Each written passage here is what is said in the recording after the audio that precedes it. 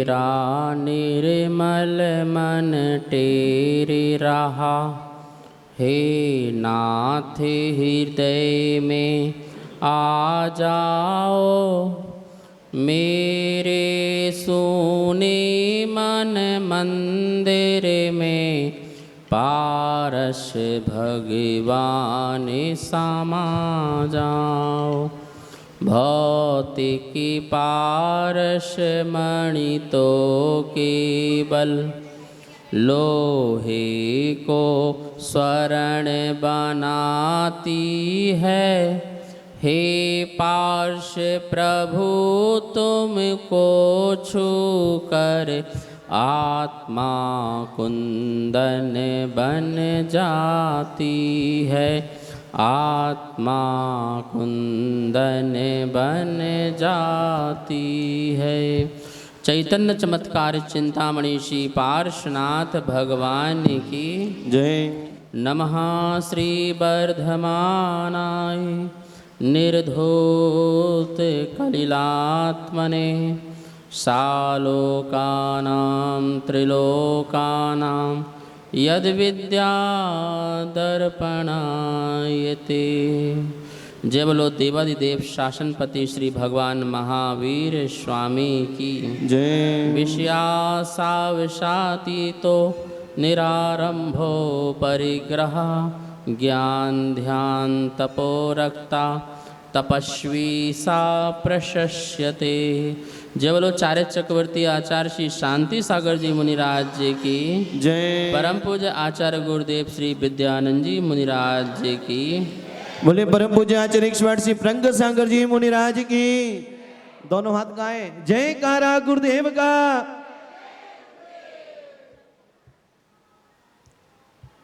सशक्त नारी सशक्त समाज। यदि नारी सशक्त है, शक्ति से संपन्न है, सक्रिय है, तो समाज भी जो है सक्रिय हो जाता है। मैं लोगों से कहा करता हूँ, शरीर में नाड़ी ना हो तो जीवन व्यर्थ हो जाएगा, और समाज में नारी ना हो तो समाज बेकार हो जाएगी।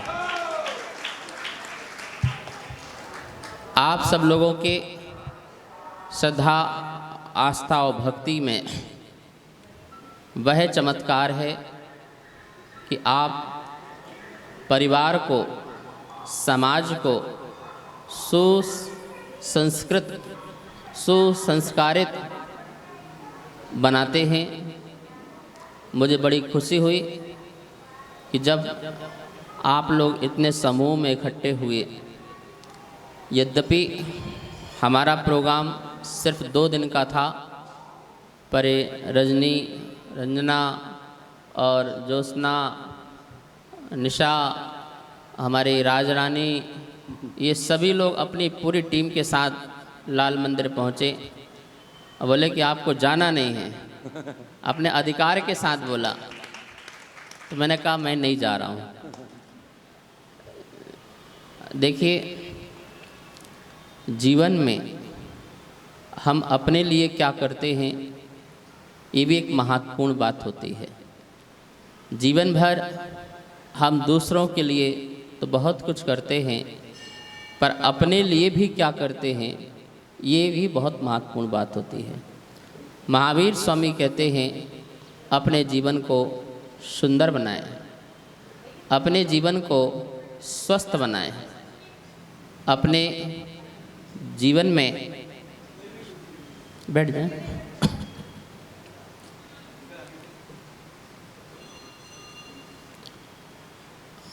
अपने जीवन को स्वस्थ और सुंदर बनाने के लिए भक्ति योग ही सबसे बड़ा अच्छा साधन है। यदि हम जिनेंद्र भगवान की भक्ति करते हैं तो उसके योग से, उसके संयोग से हमारा तन भी स्वस्थ होता है, मन भी स्वस्थ होता है और आत्मा सुंदर होती है। आत्मा अभी हमने राग द्वेष मोह से असुंदर कर रखी है, कुंद कुंद स्वामी कहते हैं, समो सबत्र सुंदरो लोगे, लोक में सबसे सर्वत्र यदि कोई सुंदर है तो वो मेरी आत्मा है। और इस आत्मा को सुंदर बनाने के लिए भक्ति प्रथम पड़ाव है। इस प्रथम पड़ाव से हम गुजरते हैं तो आत्मा हमारी अशुभ से बच कर के शुभ योग में लगती है और परंपरा से शुद्ध उपयोग में भी हम पहुंच जाते हैं। तो ये भक्ति योग, आप लोग योग करते हैं, लेकिन यदि आपने भक्ति योग ही कर लिया, जैसे अभी भक्ति में पंडित जी बोलेंगे ताली बजाओ, बोलना पड़ेगा, बोलना क्यों पड़ेगा, आपका तन मन सब डोल जाना चाहिए। तो आप जब भक्ति करेंगे तो आपका योग भी बढ़िया होगा, आप स्वस्थ रहेंगे, ठीक है ना। नृत्य करना, भक्ति करना, ताली बजाना, मन प्रसन्नचित होना, इन सब से बीमारियां दूर हो जाती हैं। संगीत थेरेपी से और भक्ति थेरेपी से भी जो है हमारे शरीर में बीमारियां नहीं होती हैं, वो बीमारियां भी दूर हो जाती हैं।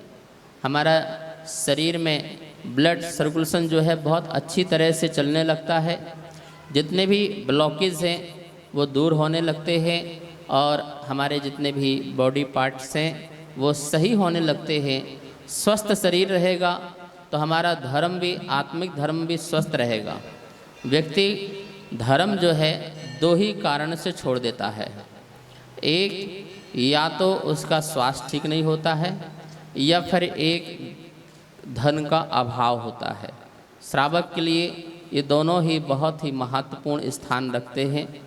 तो भक्ति से स्वास्थ्य भी ठीक होता है, पुण्य का बंध बनता है, तो जीवन में जो आवश्यकताएं हैं वो भी पूर्तियां होती रहती हैं और हमारा मोक्ष मार्ग भी सत्ता रहता है। आचार्य वीरसेन स्वामी ने धवला में भक्ति का फल बताया है। जो जिनेंद्र भगवान की भक्ति करता है और उनको स्मरण करता है, उनका कीर्तन करता है, उनकी स्तुति और स्तोत्र गाता है, उसके लिए क्या क्या फायदे होते हैं, इसका फल आचार्य वीरसेन स्वामी ने धवला में सठखंडागम की टीका करते समय बताया है। विघ्नः प्रणश्यन्ति भयं न जातु न दुष्ट देवा परिलंघयन्ति अर्थान यथेष्टान सदा लभन्ते जिनोत्तमानं परिकीर्तनेन। विघ्नः प्रणश्यन्ति, जो कुछ भी आपके जीवन में विघ्न आते हैं वो समस्त विघ्नों की हानि होती है, विघ्न नाश हो जाते हैं। विघ्नः प्रणश्यन्ति भयं न जातु, किसी भी प्रकार का उस भक्त को भय नहीं हो सकता। इस लोक का भय, परलोक का भय, मरण भय, वेदना भय, अगुप्ती भय, आरक्षक भय, जितने भी भय हैं ये किसी प्रकार के भय जो हैं उस भगवान जिनेंद्र भगवान की भक्ति करने वाले के मन में नहीं आते हैं। और भी भय होते हैं, 7 प्रकार की ईतियाँ होती हैं, उस संबंधी जो भय है वो भी नहीं होता है। अपने राजा संबंधी भय, पर राजा संबंधी भय, अकाल का भय और अनावृष्टि का भय, अतिवृष्टि का भय, इस प्रकार के बहुत सारे भय होते हैं। वो सभी की सभी भय जो हैं जिनेंद्र भगवान की सच्ची भक्ति करने से दूर हो जाया करते हैं। विघ्नः प्रणश्यन्ति भयं न जातु ना दुष्ट देवा परिलंघयन्ति। कोई लोग बोलते हैं महाराज जी हमें लगता है हमने कोई चौराहा नाक दिया, लगता है किसी ने कुछ करा दिया, कोई कहता है किसी ने हमारे ऊपर हवा सवार हो गई है। ऐसे तरह तरह के लोग कहा करते हैं। जिनकी आत्मा में सच्चे देव शास्त्र गुरु की प्रतिष्ठा है, परमात्मा की प्रतिष्ठा है, भक्ति है, ना दुष्ट देवा परिलंघयन्ति। ध्यान रखना, ये वीरसेन स्वामी जिनको इतना प्रकांड ज्ञान था, जिन्हें सभी आचार्यों ने बहुमत से एक मत से कलिकाल सर्वज्ञ की उपमा दी। बोले इस कली काल में भी यदि कोई सर्वज्ञ है, यदि कोई ज्ञान किसी को सबसे ज़्यादा है तो आचार्य वीरसेन स्वामी को है। ऐसे वीरसेन स्वामी अपनी कलम से लिखते हैं, ना दुष्ट देवा परिलंघयन्ति। यदि जो भक्ति भाव से अपने परमात्मा से, अपने गुरु से और अपनी वाणी से जुड़ता है, उसके जीवन में कोई भी बैरी दुष्ट देवता भी होगा तो वो भी उससे दूर चला जाएगा। सारी दुनिया ताकत लगा दे तुम्हारा जो है नीचे ले जाने के लिए या गलत करने के लिए, वो सब लोग जो हैं हार जाएंगे, क्योंकि तुम्हारे साथ शांतिनाथ, पारसनाथ, आदिनाथ, महावीर स्वामी हैं। न दुष्ट देवा प्रलंगयन्ति अर्थान यथेष्टांश सदा लभन्ते। अर्थान यथेष्टान अर्थ की और इष्ट की जो कुछ भी हमारे मन में भाव होते हैं वो सदा लभन्ते, सदा ही प्राप्त होते रहते हैं, सदा ही मिलते रहते हैं, नित्य ही मिलते रहते हैं। अर्थान, अर्थ मतलब समझ में आ गया ना आपको? ये तो जल्दी समझ में आता होगा है, कुछ समझ में आए चाहे ना आए वो जल्दी समझ में आता है। एक बार पंडित जी ने कहा कि चलो भैया सब लोग आए ना, हम द्रव्य संग्रह के बारे में समझाएंगे। सभी लोग इकट्ठे हो गए, पूरा हॉल भर गया, जैसे आज हॉल भर गया ना। और पंडित जी ने जीवम अजीवम दब्बम जड़मर वैसे हमें यदि पढ़ाना प्रारंभ किया, जीव अजीव है द्रव्य, वो सब लोग सुन रहे। बाद में बोले पंडित जी ये बात तो ठीक है, वो आप द्रव्य संग्रह की बात कर रहे थे ना, वो वाली बात बताओ। अरे कौन सी द्रव्य संग्रह, हम तो वस्तु के स्वरूप को बताने के लिए तुम्हें यहाँ बुलाया था। वो द्रव्य संग्रह तो तुम्हारे पास होगा, ठीक है, तिजोरी में, दुकान में, मकान में। तो अर्थान यथेष्टान सदा लभन्ते। अर्थान, अर्थान मतलब अर्थ, धन, संपदा, वैभव, समृद्धि, सुख, शांति भगवान जिनेंद्र के चरणों में ही मिलती है। यदि सच्चा सुख मिलता है तो भगवान आपके चरणों में ही मिलता है। जो सच्चे मन से यहाँ पर आकर के जिनेंद्र के स्वरूप की आराधना करते हैं, उन जैसे बनने की भावना बनते हैं और अपनी आत्मा को परमात्मा होने का संकल्प लेते हैं, तो ऐसी आत्माओं के लिए किसी भी प्रकार का संकट नहीं आता। आपको पता है, इस प्रकार की श्रद्धा से वो जो है विकलेंद्री में जन्म नहीं लेता, विकलांग नहीं होता है, दरिद्र नहीं होता है, नपुंसक पर्याय में नहीं जाता है, नरक आदि त्रिंच गतियों आदि में नहीं जाता है, उसकी दुर्गति नहीं होती है। इस श्रद्धा का फल बताया है और मैं नहीं बता रहा। आचार्य समंत्र बहदों, कुंद कुंदों सभी ग्रंथों में महावीर की वाणी में लिखा आया हुआ है कि जो व्यक्ति अच्छे वस्तु के स्वरूप को जान करके अपनी आत्मा को समर्पित करता है, उसके जीवन में किसी प्रकार के सांसारिक संकट उत्पन्न नहीं हुआ करते हैं। तो हम सब लोग अपने इस सच्चे धर्म को समझें और इस प्रकार की लगन को रखें। जिनोत्तमानम परिकीर्तनेन, जिनोत्तमानम कह रहे हैं कि जो जिनेंद्र भगवान का नाम मात्र लेता है, क्या लेता है? सच्चे मन से नाम मात्र लेता है। लिखा है ना कि नाम मात्र लेने वालों के असंख्यात कर्मों की निर्जरा होती है। असंख्यात, अपन जयकारा लगाते हैं, कितना बड़ा अवसर मिलता है, पर उसमें भी अपन मरे मरे से लगाते हैं। ये अवसर मिलता है, जयकारा लगाने से सावधान क्या हो जाते हैं? एक तो सावधान हो जाते हैं और हमारे जिनेंद्र भगवान के प्रति असीम श्रद्धा है वो प्रकट होता है। और एक बार उनके गुणों को याद कर दिया जय में, तो हमारे असंख्यात कर्मों की निर्जरा, मतलब अशुभ कर्मों की निर्जरा हो जाती है। या तो अशुभ कर्म निर्जरित हो जाते हैं या फिर वो कन्वर्ट हो करके क्या हो जाते हैं? पुण्य रूप हो जाते हैं। और पुण्य का जो अनुभाग है, जो उसकी फल देने की शक्ति है, वो शक्ति भी हजारों लाखों गुना हो जाया करती है इस प्रकार के जयकार लगाने से। तो हमें भी अच्छे जोरदार जयकारा लगाना चाहिए। जब भी जयकारा लगाओ तो मन से लगाओ, वचन से लगाओ और तन से लगाओ। और इस प्रकार से पूरा, जिस प्रकार से आप लोग प्रसन्न हो जाते हैं, जैसे कि मैच देख रहे हो, किसी को क्रिकेट बड़ा पसंद हो और बढ़िया पाकिस्तान और हिंदुस्तान का मैच चल रहा हो और बस कह रहे हैं कि देखो अब छक्का मारेगा, अब छक्का मारेगा, अब छक्का मारेगा, और जैसे मार दिया तो क्या होते हैं? बिल्कुल ऐसे प्रफुल्लित हो जाते हैं, रोम रोम खड़े हो जाते हैं। ऐसे ही जब जिनेंद्र भगवान का जयकारा का नंबर आए या भक्ति का आए तो आपके रोमटे खड़े हो जाना चाहिए, ठीक है ना। ये लिखा है शास्त्रों में, नेत्रद्वयम श्रावयन वाणी गदगदयन वाणी गद गदयन बपु पुलकयन नेत्रद्वयम श्रावयन। जिनेन्द्र भगवान के दर्शन कैसे होते हैं? वाणी गद गदयन, जैसे ही जिनेन्द्र भगवान दिखते हैं वाणी जो है गदगद होने लगती है, उनसे स्तुतियाँ निकलने लगती हैं आपकी प्रभु जय हो जय हो। मंदिर से बाहर से चौखट से ही जय जय की आवाज़ निकलने लगती है और कुछ सुनाई नहीं देता है, बस एक ही आवाज़, हे प्रभु आपकी जय हो, हे त्रिलोकीनाथ आपकी जय हो, हे बीतराग प्रभु आपकी जय हो।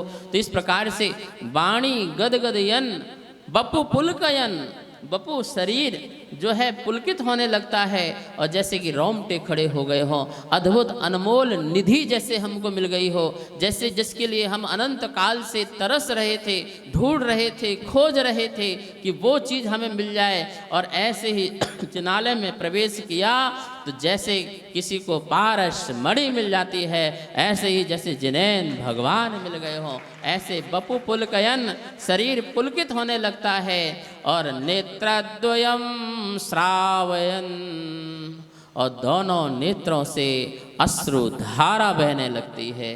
किस बात की बहने लगती है? दुखी है इस बात की बहने लगती है?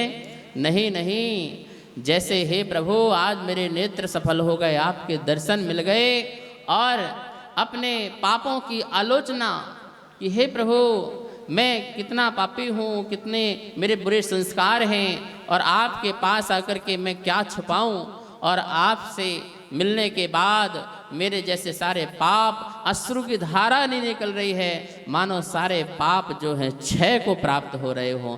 इस प्रकार का अश्रु नेत्रद्वयम श्रावयन होने लगता है।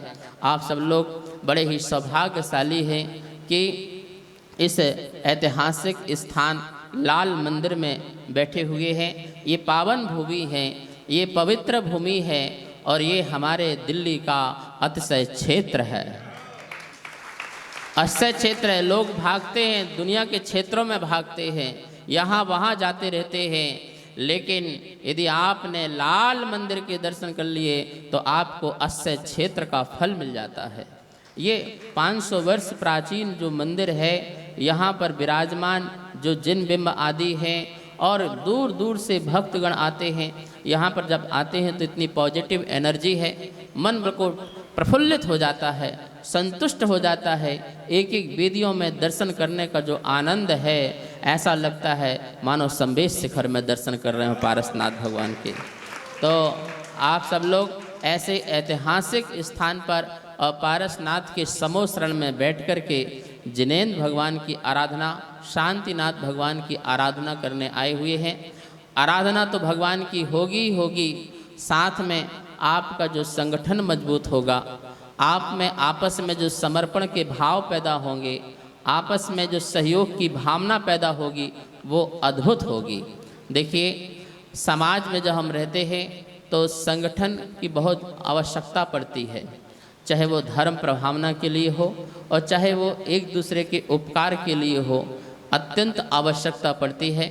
मुझे बहुत खुशी मिलती है कि जब आप लोग इस प्रकार से एक साथ बैठते हैं और धर्म भाव को लेकर के बैठते हैं, ये तो बहुत ही बड़ी खुशी की बात है। आप ये निशा जी हैं, राजरानी हैं और रंजना जी हैं, ज्योत्सना जी हैं, निगम जी हैं, रजनी जी हैं, अब तो ब्रह्मचारिणी बन गई है, ठीक है ना, इनको तो माता जी बनना है अब तो आपको तो खुशी होना चाहिए कि आपके बीच में कितनी एक्टिव और अभी भी जो है व्रत प्रतिमा लेकर के बहुत एक्टिव हैं और साथ निभाते हैं। आप सब लोग भी धर्म मार्ग में बढ़ें, यही हमारी मंगल कामना और भावना है।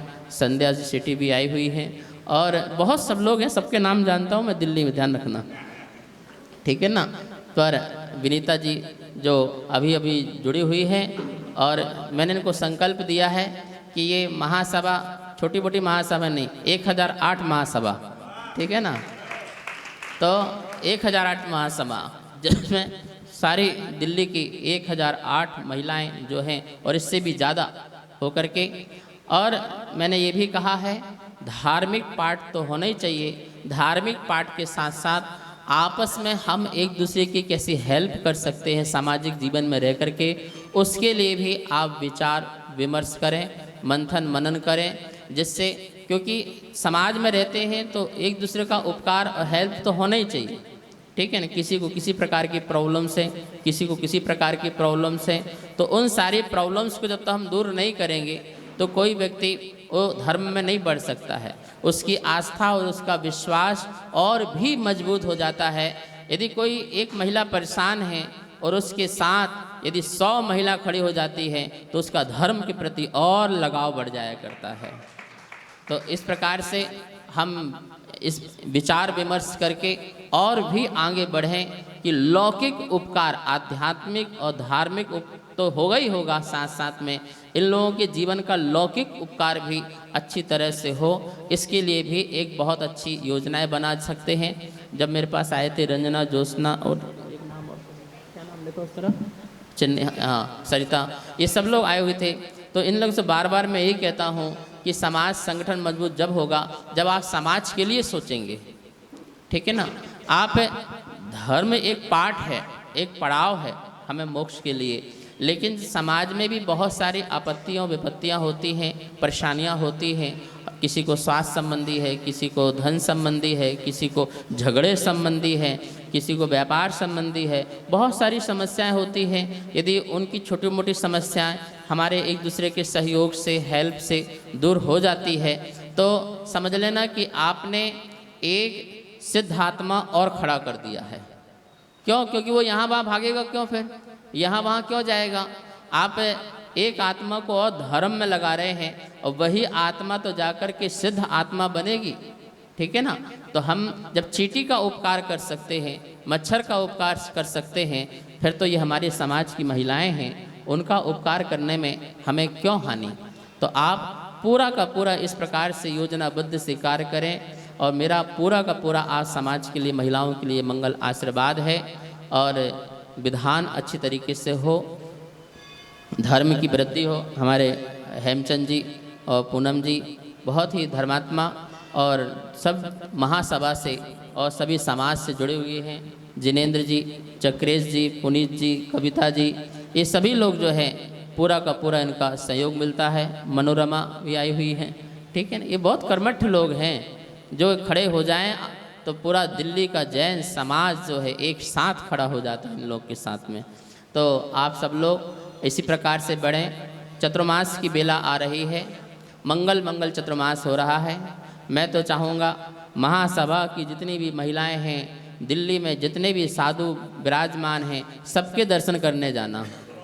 चातुर्मास में सभी साधु संतों के दर्शन करने जाना, सबसे आशीर्वाद लेना कि हमें आशीर्वाद दीजिए और आशीर्वाद दीजिए। यह महासभा का जो मंच है कितना 150 साल पुराना मंच है, छोटा मोटा मंच नहीं है। आप छोटे मोटे, आप राष्ट्रीय संस्था से जुड़े हुए हैं, जिसकी शाखाएं जो हैं देश विदेश सभी जगह हैं। आपको गौरव होना चाहिए। आपसे कोई पूछे कि आप कहाँ से हैं तो बोला हम महासभा से हैं। उस महासभा से हैं जिसकी शांति सागर जी महाराज ने स्थापना की थी। 150 वर्षों की पुरानी संस्था जो आज तक अनवरत चली आ रही है। पूरे भारतवर्ष में इसकी शाखाएं हैं, लोग जुड़े हुए हैं और विदेशों में भी जो प्रचार प्रसार करती है। ऐसी महासभा के हम सदस्य हैं, मेंबर हैं। जो भी पद हो वो सारे के सारे आप जो हैं उससे जुड़े रहें, इससे बने रहें। आगामी काल में मंगल चतुर्मास, निशा जी, मंगल चतुर्मास आपके ही एरिया में हो रहा है, ठीक है। तो बहुत बड़ी जिम्मेदारी आपकी रहेगी। जो आपका सूरजमल विहार है और उसका जो फंक्शन होगा, प्रोग्राम होगा, आपके सीपीटी ग्राउंड जो है उस सीपीटी ग्राउंड में ही बड़ा फंक्शन होगा और अन्य लोग भी आएंगे। और जहाँ तक मनोज तिवारी भी वहाँ पर आ रहे हैं और अपना एक भजन लॉन्च कर रहे हैं, जैन धर्म का एक भजन लॉन्च कर रहे हैं महावीर स्वामी का 2550 निर्माण महोत्सव का। महावीर स्वामी को 2550 होने जा रहे हैं 2023 से। तो उसका पहला जो भजन है मेरे ख्याल से संभवतः वो उस दिन पहला भजन भी लॉन्च करेंगे और उसके आप सब लोग साक्षी बनेंगे। उसके सभी लोग आप साक्षी बनेंगे, उस भजन को सुनेंगे। अभी हम मनोज तिवारी के यहाँ गए थे, इतने सुंदर सुंदर आध्यात्मिक और धार्मिक भजन उन्होंने सुनाए सुंदर आवाज़ में। और आपको बताएं वो सात्विक हैं, शाकाहारी हैं। दोनों धर्मपति पत्नी सात्विक हैं, शाकाहारी हैं। जिस दिन मुझे आहार दिया उन्होंने उस दिन का रात्रि भोजन का त्याग और बाहर के खाने का त्याग किया। ठीक है ना, इतना भाव उनके अंदर है।